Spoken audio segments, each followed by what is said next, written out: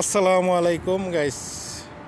লাউয়ের শাক তুললাম মাছ দিয়ে রান্না করার জন্য।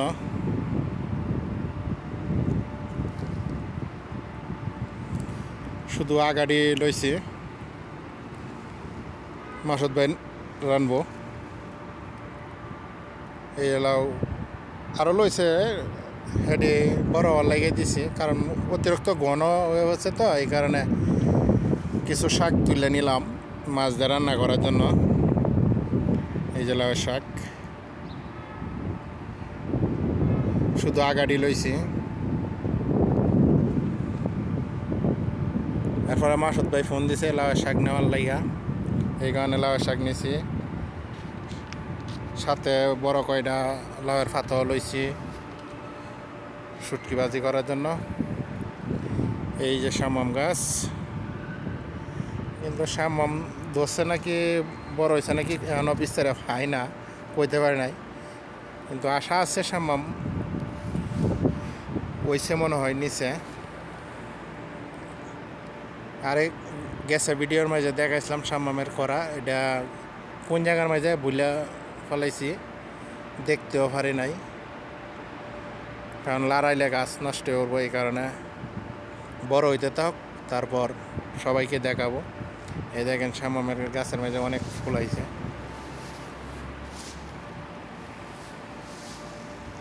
শামাম গাছ,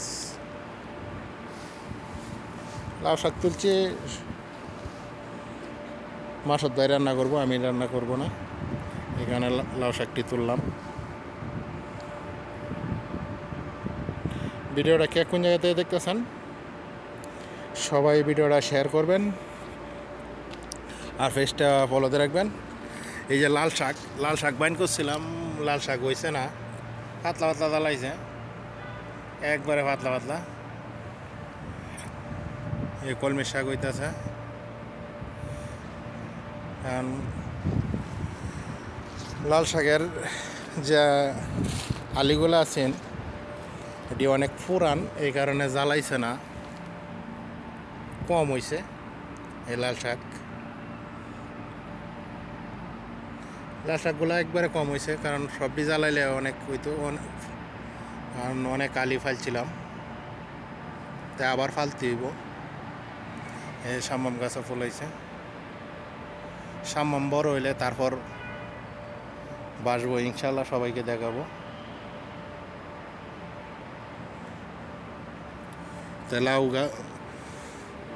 লাউয়ের শাক তুললাম আজকে, আর এটি ডাঙ্গরক পরবর্তীতে আবার তুলবো। তো ভিডিওটা কে কোন জায়গায় দেখতেছেন সবাই ভিডিওটা শেয়ার করবেন আর কমেন্ট করবেন, পেজটা ফলোতে রাখবেন। মনির ভাই ইউটিউব চ্যানেলটা সাবস্ক্রাইব করে রাখবেন, মা আনিশা ইউটিউব চ্যানেল, আর মনির ভাই পেজটা সবাই ফলোতে রাখবেন। আজকের মতন বিদায় নিচ্ছি, সবাই ভালো থাকবেন, সুস্থ থাকবেন। এই যে প্রতি গিরাই ফুলাইতেছে।